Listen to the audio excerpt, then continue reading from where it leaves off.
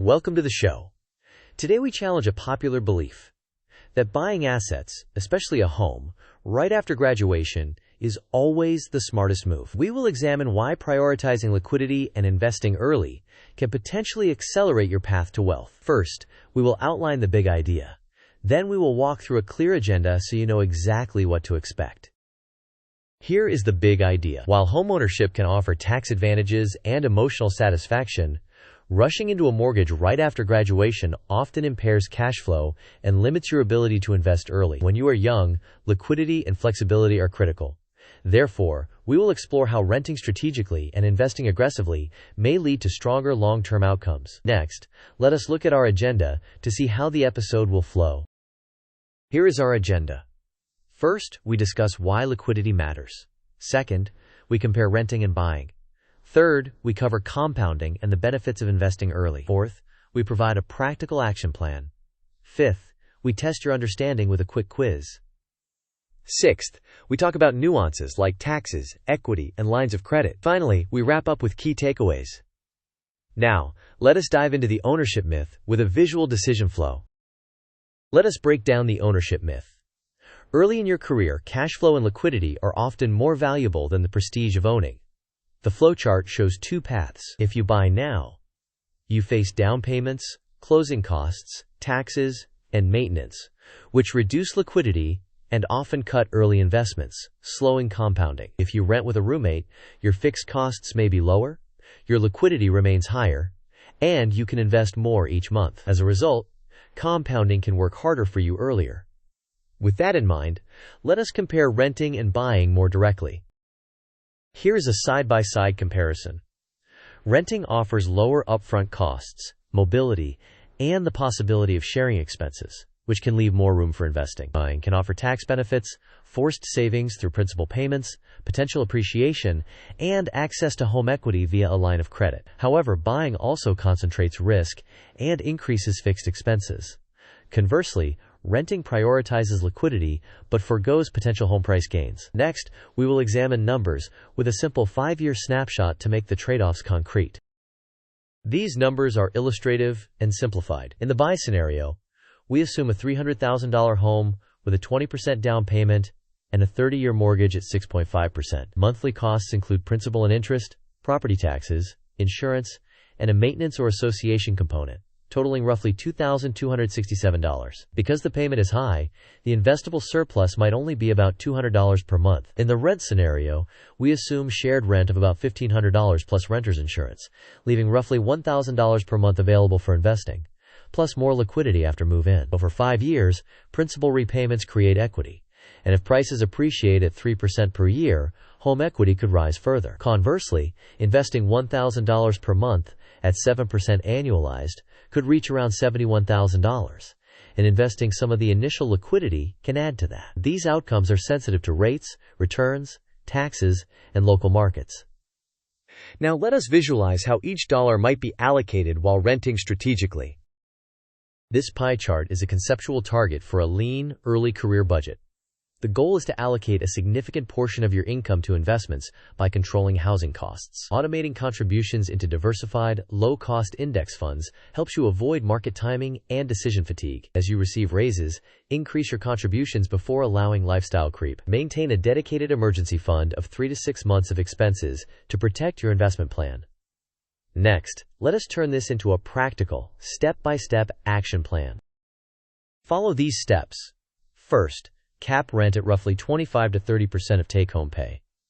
Second, use a roommate or select a smaller place to reduce fixed costs. Third, automate investments into diversified, low-cost index funds directly on payday. Fourth, complete an emergency fund of 3 to 6 months before increasing lifestyle spending. Fifth, with each raise, increase your savings rate. Sixth, reassess yearly. When liquidity is strong, income is stable, and your time horizon is clear, reevaluate whether buying aligns with your goals. Now let us test your understanding with a quick quiz. Question: for most young professionals, what is the strongest financial reason to delay buying a home and rent instead? Option A: liquidity enables larger, earlier investments that compound longer. Option B: the mortgage interest deduction always makes buying mathematically superior. Option C: Living alone is essential for independence regardless of cost. Option D. Investing leftover cash is optional when you own property. You may pause the video now to think about the answer. We will discuss the answer in the next section of the video. The correct answer is A. Liquidity allows larger contributions earlier, which compounds over more years and can have an outsized impact on long-term wealth. The mortgage interest deduction is not guaranteed to make buying superior, especially after considering standard deduction thresholds and total cost of ownership. Living alone may be desirable, but it is often a luxury.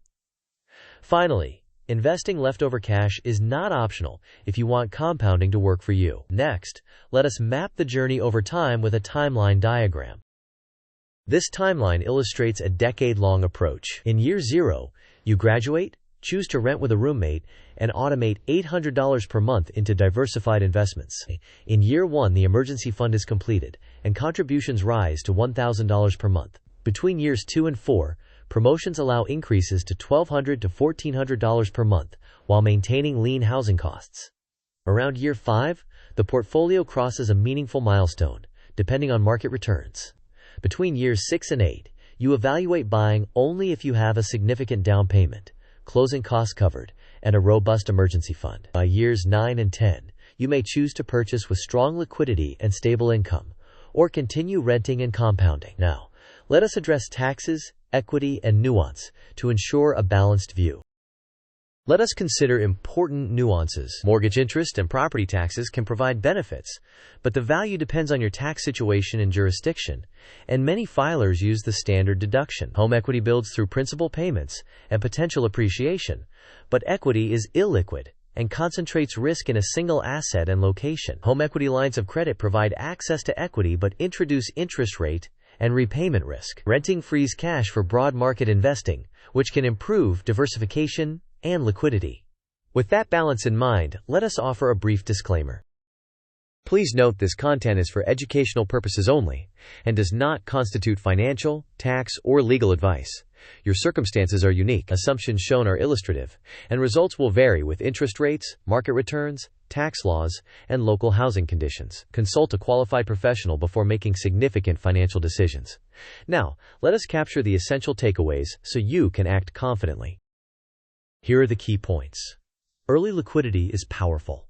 Renting strategically can increase your savings rate and monthly investing. Compounding disproportionately rewards early and larger contributions. Buying later, when you have strong liquidity and stability, can be beneficial. Always run the numbers with your local market conditions, tax situation, and personal goals. Next, let us summarize the entire message and set you up for action.